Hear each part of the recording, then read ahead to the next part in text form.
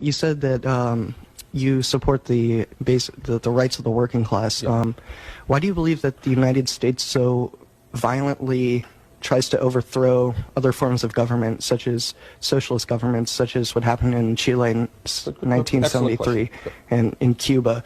Why is the United States responding with such moneyed interest? Good.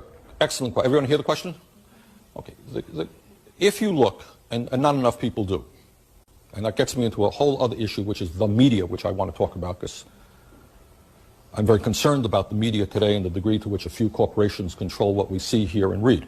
But if you check American history, you know, sometimes the president will tell you, well, we're always defenders of freedom. We believe in freedom. But if you check history, what you will find is that in many years, especially in Latin America, which way back from when President Monroe developed his Monroe Doctrine, we have the right to own Latin America, and we will tell any government there what we want to happen. That's the simple truth.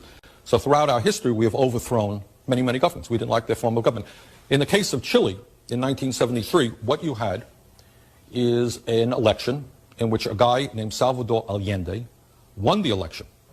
Problem is, Nixon and his friends didn't like him. Why? Because Salvador Allende fought for the poor people and the working people of that country. He believed that the resources of Chile, their copper mines and so forth, should belong to the people. And he won a free election. No one denied that for a second. It was a tough election. He didn't win by much, but he won a free election. There was another election. His party got more support.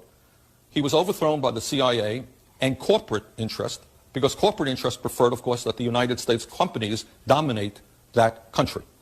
And a lot of what politics is about, going way, way back to the 19th century, to England, France, is the domination of colonies so that big companies in a given country can take the resources of those countries for their own use. So I think that's what happened, and it was a very unfortunate day in American history. Allende won in a democratic election, was popular, was overthrown, and eventually killed. And in his place, a guy named General Pinochet took place, ran that country with an iron fist, killed many, many people, but he was okay.